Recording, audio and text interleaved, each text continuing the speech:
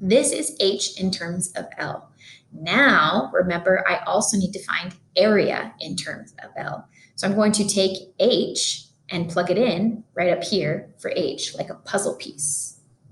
So that's going to become 1/2 times L, and instead of h, I'm now going to write L square root of 3 over 2. I'm going to put L over 1, so I've just got 3 fractions all being multiplied together. And remember that when we're multiplying fractions, you just multiply the numerator across. So that becomes L squared times the square root of 3, and then the denominator multiplied across. So it becomes over 4, because the 2 here and the 2 here multiply to become 4. And you have now finished your area and height in terms of L. All right. You can also use the Pythagorean theorem when you're trying to solve for missing side lengths of 3-dimensional figures. You can break down planes. So think about like this, there's a plane that's being cut through this rectangular prism.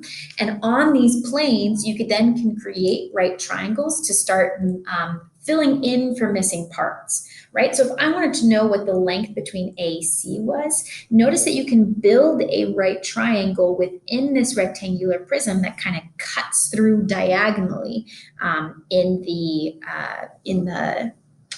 rectangular prism, in the box, okay? So with that right triangle ABC, this is ABC, it's a right triangle. We know that BC is 90. We want to find out what AC is. We also don't know what AB is. That is also a big unknown. And so here it says, calculate the length of segment AB and hence the diagonal AC. So it's already telling you in the problem, you need to calculate this guy first. So are there other right triangles that we can build in this in order to solve for AB? And hopefully you see that there's a right triangle right here. So just a different perspective of finding a right triangle in this 3-dimensional figure. So we have a different right triangle. This is A and this is B. It's a different perspective on AB, right? If we were to try and piece it together in a 3-dimensional way, this guy would kind of like turn up and then be placed on top of that. So we have this guy, this side length right here, it's 80. And then 60 goes over here, and then this is what we don't know. I'll label it X for right now, which means that this guy is X, and then I'll label AC as Y. So this length and this length, we do know it's a right triangle. We're only missing one side length, Pythagorean theorem. So in order to solve for that guy, we're going to say X squared, which is your hypotenuse, right, equals 60 squared plus 80 squared. Go ahead and on your calculator, calculate this out. You do 60 squared plus 80 squared, and that's going to give you 10,000, which means then that X equals 100. So this length right here is 100, which means that this length right here is 100. So then we can solve for AC by doing Y squared equals 100 squared plus 90 squared. So Y squared equals 18,100. Taking the square root, you get that Y is about 134.536. It doesn't tell us what it wants us to round to. So rule of thumb, we're going to round to 3 significant figures. We're going to count them. 1, 2. This is the third significant figure. We're going to look to the number afterwards. It's a 5, which means we need to round up. So AC is equal to 135 centimeters.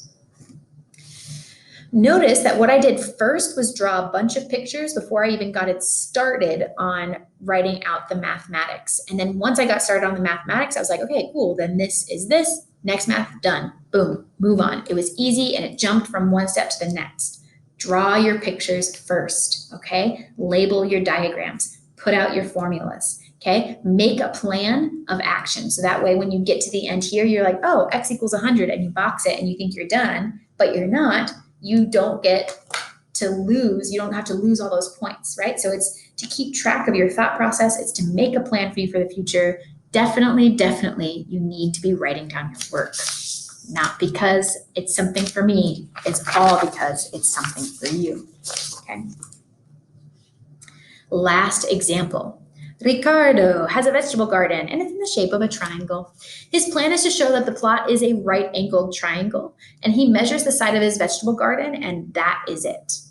We want to show that it is indeed a right-angled triangle. So you can also use the Pythagorean theorem not on right triangles in order to prove that they are right triangles, if that makes sense. You can use the Pythagorean theorem on a triangle that you don't know is a right triangle to prove that it is a right triangle. Because if it satisfies the Pythagorean theorem, then it must be a right triangle, okay?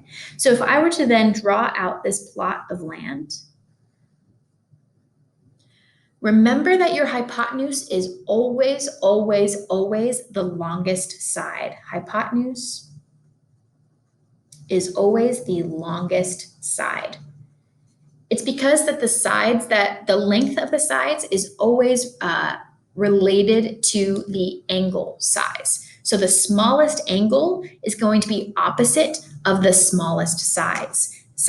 Think about it as like something that's opening up. If you have a really small angle, what you open up to, like a spotlight, is going to be really small. Versus if you have a really big angle, that opposite side gets larger and larger. And think about it, the 90-degree angle is the largest angle in the right triangle, which means that the side opposite of it will also be the longest side in the right triangle, always.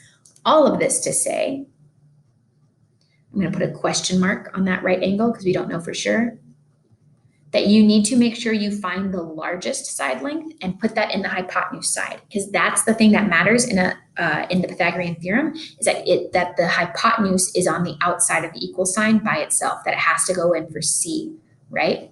So I can do 17 squared plus 144 squared, or I could do 144 squared plus 17 squared. But what really matters is that you say it's equal to 145 squared. Plugging this into your calculator, you're going to get two numbers on either side. 21025, we're going to put a question mark here, and 21025, which means that they are indeed equal. So plugging in these numbers in for the Pythagorean theorem and say, does this equal each other? If it equaled 2, 4, then it would not be equal, okay? Then it would not be a right triangle. But since they are the same number, then it is a right triangle. Okay, those are three very different ways to use the Pythagorean theorem. Remember that IB is all about the problem-solving ability. And so you're going to get these puzzles of a problem where you're asked to make a relationship, right? Like example number 1, you're asked to make a relationship. That meant that you were required to know to use the Pythagorean theorem in that specific situation, okay? So this is a tool in your tool belt, and you will never be asked to use the same tool in the same way again. You will be asked to see it and spot it in many different situations, which is why we practice in class together, so you can see it in many different situations. All right, good job. I'll see you later.